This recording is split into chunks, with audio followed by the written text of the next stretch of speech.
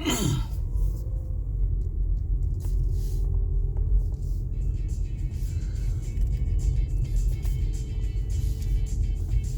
eto guys, update lang. It's nearly 6 PM pero kita mo pagka talagang sunshine dito sa UK ganito eh. Pag summer pala I mean. At magandang weather until 9 o'clock maliwanag pa. So sa ngayon, ayan, pasensya na kayo medyo matagtag yung video. Punta ko muna yung first lady ko dito sa library.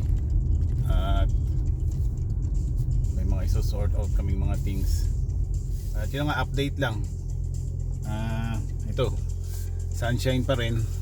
And thanks God for that. Isa pong big amen. Ganda, ganda pa rin ang weather.